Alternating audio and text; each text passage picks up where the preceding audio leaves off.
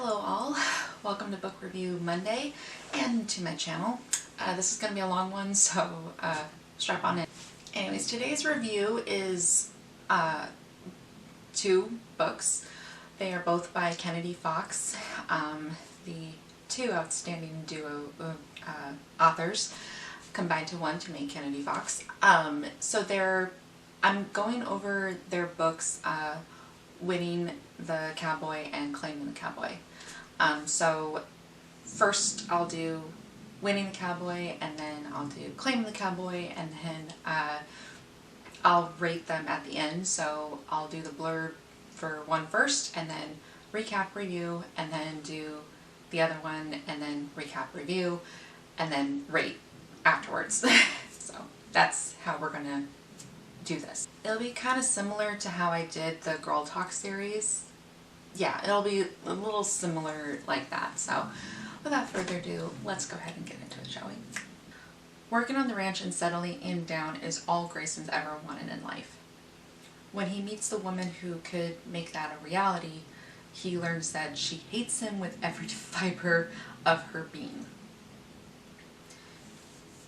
He knows she's being unreasonable since their bickering is the hottest foreplay he's ever had. Kenzie Bishop's an elementary school teacher and can tolerate a lot until it comes to Grayson. He may act like he doesn't remember what he did, but Kenzie will never forget. Not when the memory of that night still lingers in her mind years later. She denies her attraction, but she can't hide it forever, especially when there's no escaping him. Although she refuses to give him the time of day, they form a truce and everything changes. Just not in the way he expected. Okay, so we begin with a flashback. We begin the story with a flashback. Grayson has been in a relationship with a woman named Bella. She is pregnant with their child and they are engaged. However, she had cheated on him with his brother Grant. He got angry at her and went out with a friend, and they went bar hopping. He wakes up the next morning with a woman in his bed, and it's pretty obvious that something had happened. It's very obvious. While he is in the shower, apparently Bella walks in and scares the woman off. And which that made Grayson a little bit more upset because he wanted to talk with this woman and everything, and as well as he doesn't want to be around Bella or his brother at all because of her infidelity. So he packs up and just leaves. So you flash forward to present day, which is about 5 to 6 years later. So Kenzie Bishop hates Grayson Harding. More like she hates him in a vengeful style. Obviously something happened between them and Grayson has no idea what he has done to Kenzie, but Kenzie isn't admitting, she isn't telling him either, because she's said that it's too embarrassing for her to tell. So Grayson ends up super drunk at Ethan and Harper's wedding. And Kenzie doesn't want him to end up in an accident. So she offers to drive him home, and she drives his truck back to his house. They begin to be a little intimate with each other, but Kenzie ends up leaving, and but not before she ties Grayson up and leaves him tied up and not wearing clothes. So he had to call Ethan away from his wedding night to help him. Oh gosh, okay. So Kenzie and Grayson begin this back and forth prank circle around each other. So like, for example, he handcuffed them together, and she put horse poop in the back of his truck, like, etc.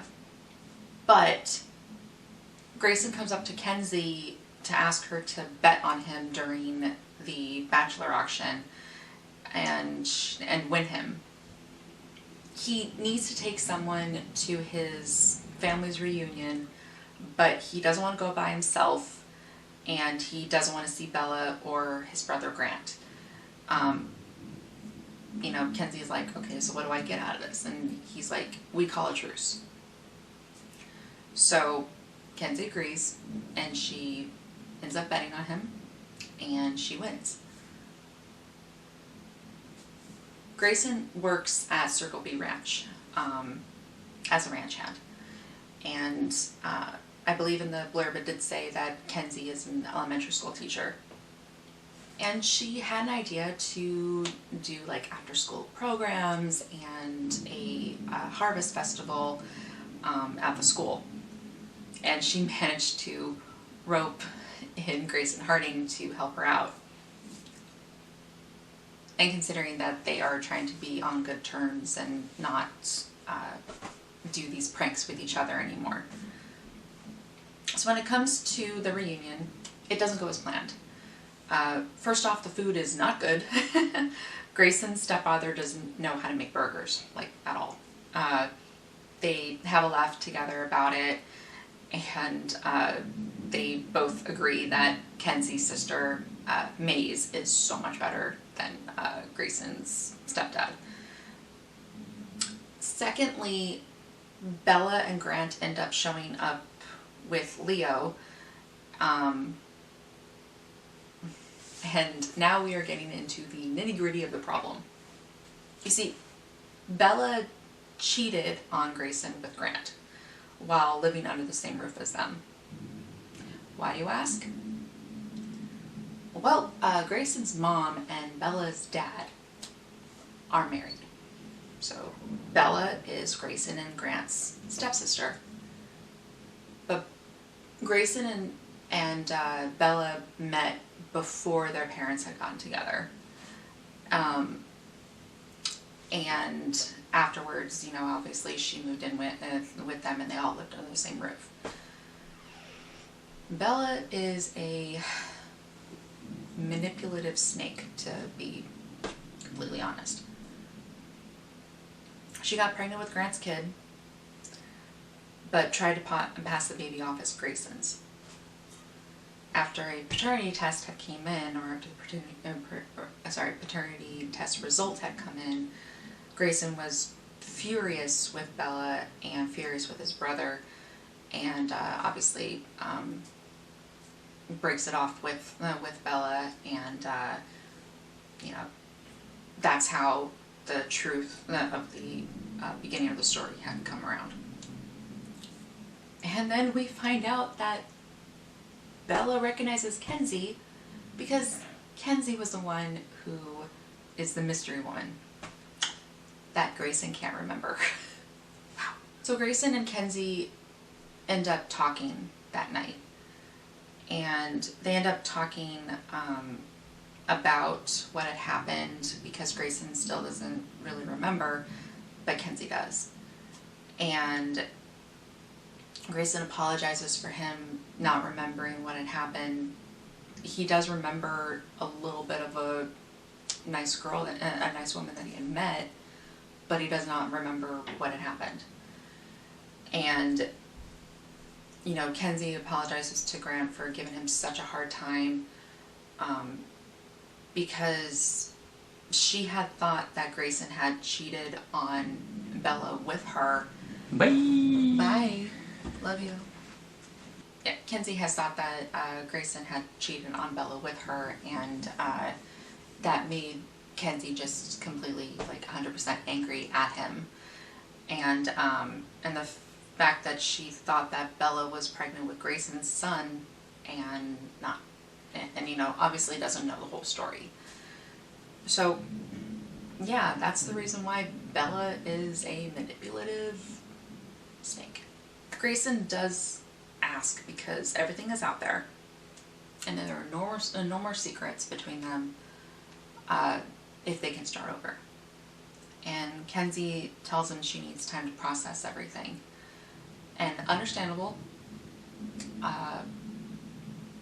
Grayson says okay. Grayson asks Kenzie out on a date, and which at first doesn't seem like a date, or it wasn't supposed to be one, but it's definitely implied as one. Kind of like, oh, come hang out with me here, or come hang out with me at this time, but it's actually really a date. So Kenzie lets herself into Grayson's place as he's getting ready, and just overcome by the passion and lust and chemistry between them, Grayson asks Kenzie if she's ready to say yes to a second chance with him. And she says yes. And they end up having one special night with each other. They confess their feelings. They dedicate dedicating their love to each other, and it's so sweet. You know, I love these kinds of books where it's enemies into lovers and eventually turn into love. It's so sweet because you do feel like you're on their journey of just overcoming whatever it is that made them enemies in the first place. And, you know, they don't try to change each other, but they change the way that they feel about each other. Like, Kenzie's character is tough exterior with a heart of gold. Like, she is a direct, goal-driven woman. She wants things in life. She wants to foster kids at one point. Like, that is a big step, but she wants to do it. And her determination is also the other reason why I loved her character so much. Grayson's character is moving. I mean, he was wronged in the beginning of the book by two people he loved. But that catapulted him to, like, leave and then meet the love of his life one time, and then a few years later meets her again, or a few months later or so, like, is still with her, but he doesn't realize that is her. Like, his reasons for succeeding and just working hard just made him into a tough man too. How are we doing so far? Everybody doing good? Get your water. So moving on to claiming the cowboy, and then at the very end I'll rate both winning the cowboy and claiming the cowboy. Early morning feedings, barn cleanup, and chasing goats are Knox Bishop's everyday routine. That changes when a bachelor auction brings him face to face with the world's most forbidden fruit, his twin brother's crush. He shouldn't tempt her, but the way that her body reacts to his makes it too damn easy. Hadley has known the Bishop twins all her life, and they never cross the lines. That is until she fools around with Knox and learns he has a piercing south of the border. Oh, a piercing she very much enjoys licking. She knows his main hobby consists of random weekend hookups, but she can't get the taste of him off her mind. Admitting what she feels wouldn't be so difficult if Kane Bishop hadn't just confessed his feelings for her too. But she finds herself wedged between two brothers, one she could break and one who could break her. So in the beginning of the book, we see Knox enjoying his single life. He is also at a bachelor auction hosted by his parents. And the bachelor auction was mentioned earlier in this review with winning the cowboy. So Knox and his single identical twin brother, Kane, are roped into it. It's pointed out that Hadley is supposed to bet on both of It's pointed out that Hadley is supposed to bet on both twins so neither one of them end up on a date with Sarah Cook. Nobody likes Sarah, apparently. Hadley ends up winning Knox, but doesn't have enough money to win Kane. And Kane had a plan after Hadley had won him. He will make his feelings known to her, and they can go on a real date, not an auction date. Unfortunately, it doesn't happen that way, and Sarah ends up winning Kane. The auction date between Knox and Hadley doesn't come until 2 months later because she couldn't find the day off to go, since she works as a nurse. During the date, they have a great time. They go out to eat, they go to a bar, they throw some axes. Like, yes, axe throwing on a date. I mean, that sounds like a nice way to just vent out any of your frustration that you have. They end up having a tie to this game, and they figure out a deal breaker, which is to kiss a stranger. While Knox goes to kiss a random woman, Hadley gets harassed by some guy at a bar, and Knox jumps in to help Hadley and is about to fight with this guy, and Hadley's telling him that it's not worth it and everything, that this guy's not worth it, and this guy was like insulting Hadley and then insulting Knox, and Hadley tries her best to like diffuse the situation. So her way of doing that is to grab Knox and give him one big smooch on his lips.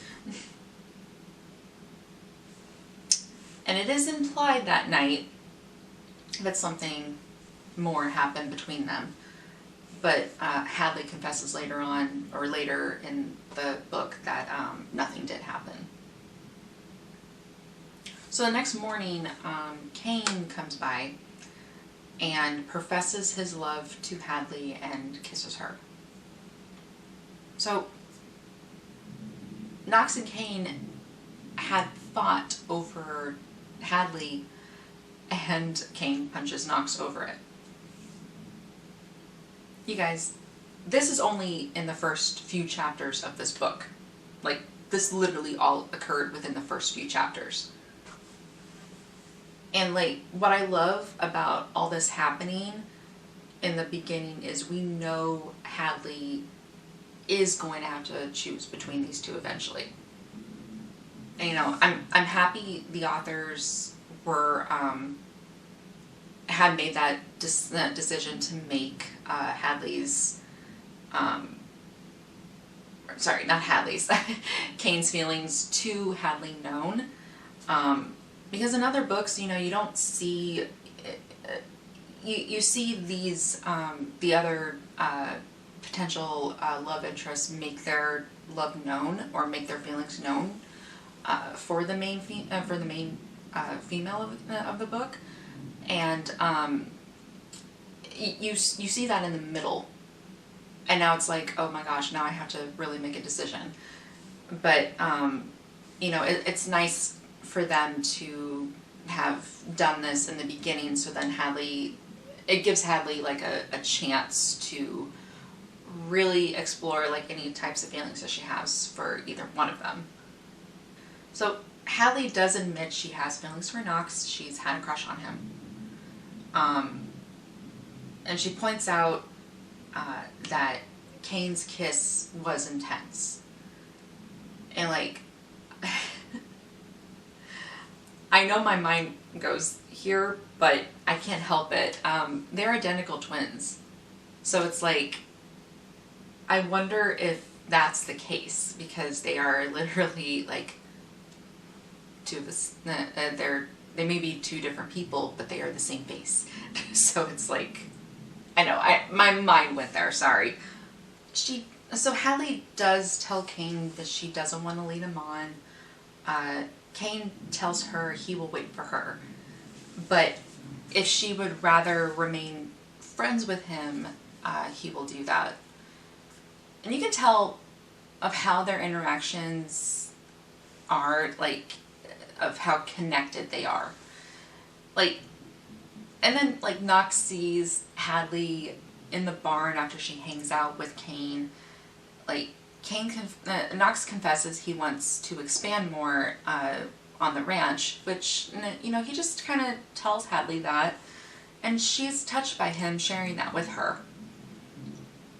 Also, Knox makes a few, in my opinion, very rude remarks and assumptions about Hadley being there with Kane.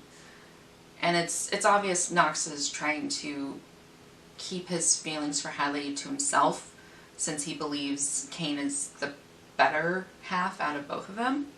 Then other things start to occur. For example, Kane asks Hadley out on a date and Knox tries to move on. He gets a little jealous about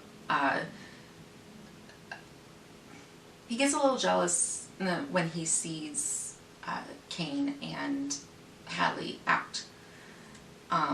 Then he tries something with her in the bathroom while she's in there, and she leaves him hanging, of course, because, yeah, why not?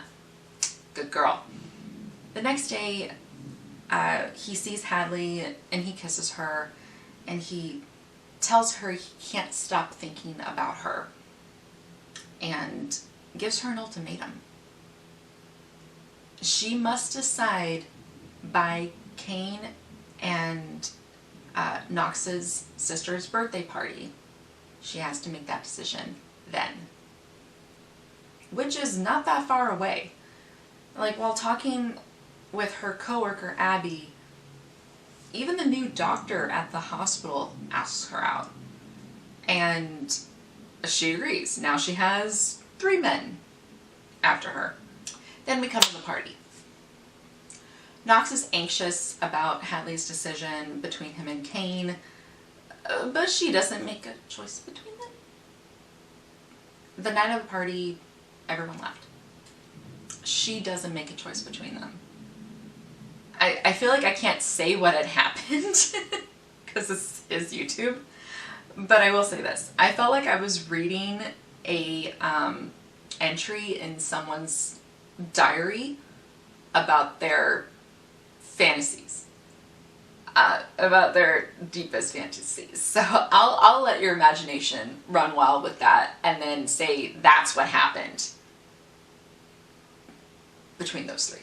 But there's obvious regret with Knox. He regretted what had happened, and Hadley tried to text him to talk with her, but he ignores her. And after some straight talk from his mom, he responds to Hadley and tells her he's done. She can't choose between them, so he makes a decision for her. She tells him he broke her heart, but he feels like she broke his. Knox finally talks with his dad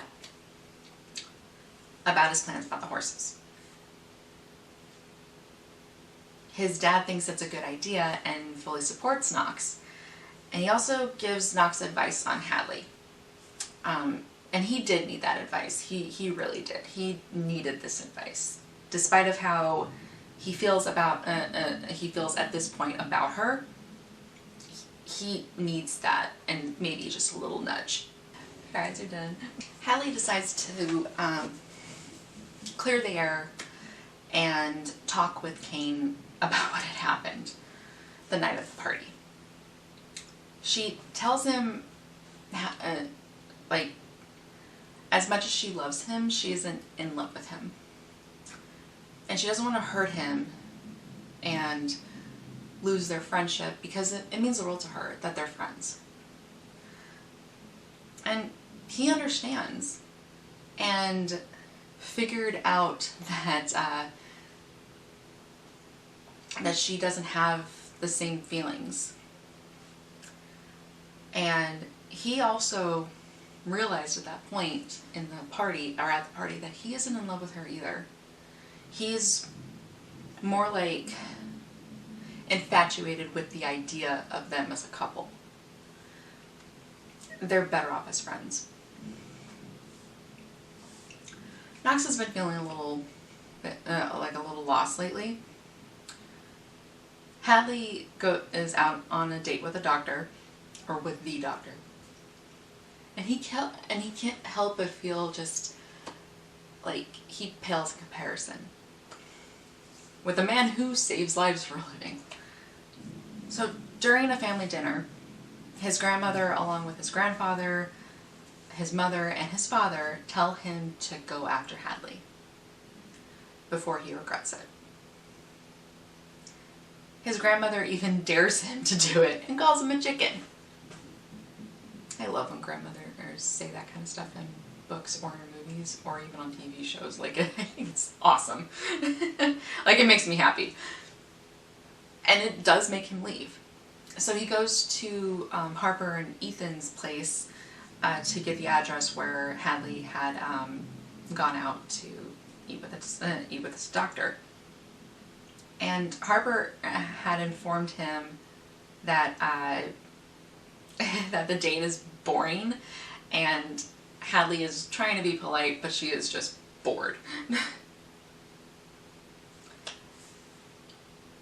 On his way, Knox encounters Kane, and they both apologize to each other.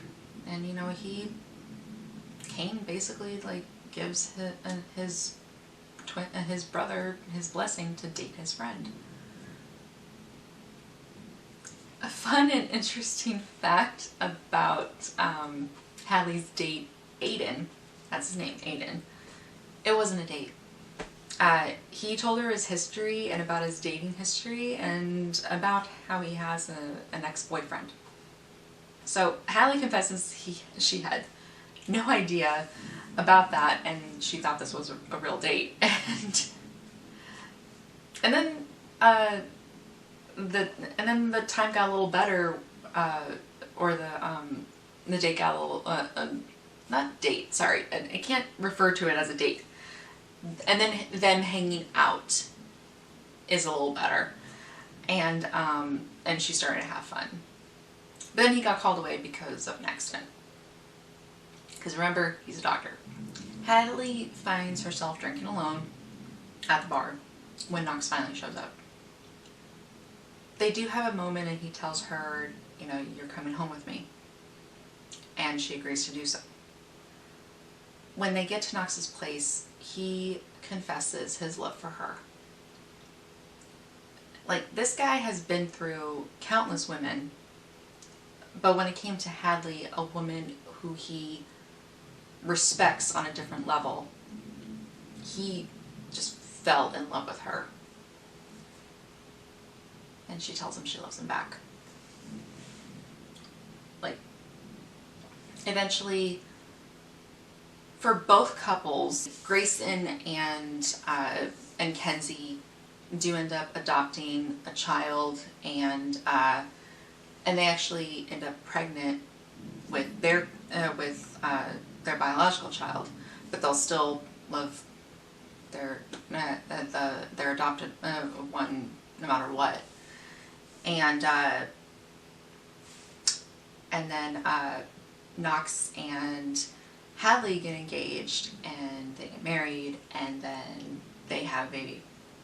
This all kind of spans out within a 2 to 3 year time period, because we get a preview from Kane's point of view at the end of Claiming the Cowboy, and it basically sets off to him showing how he has a little bit of feelings for Hadley's younger sister, Ivy. So, and then by that time, he already has a girlfriend. So it's like a big uh-oh situation. But you know, Kennedy Fox, these women never fail to blow my mind and just amaze me with their writing, and just amazing me with their books. I mean, I loved how they showed Knox as a womanizer who doesn't care, but he really does care. And, you know, he has plans, he shows ambition, he, you know, loves Hadley so, like, passionately. It's amazing. And it's always nice to see that. And a fun fact about this one is that I had, I started this review for Claiming the Cowboy about 20% into the book. Like, that is only a few chapters in. And I just liked it right away. I mean, between both Winning the Cowboy and Claiming the Cowboy, I won't lie, I gave them both 5-star ratings. Like, when it came to Winning the Cowboy, and when it came to Bella and Grant, who were the, you know, antagonizers for Grayson, I did want a little bit more from them, but, you know, however, from understanding the plot and Grayson's perspective, it's a good idea to keep the story going along, and, you know, with the character development, and instead of sputtering it in one place for too long. And, you know, I'm really excited for Kane's story. I am so, like, looking forward to that. But anyways, you guys, thank you for watching. Please give this this video a like, give it a comment if you like, share and subscribe too, and I will see you all in the next video. Bye. What's up? Bye! Is she awake? I just wanted to say that.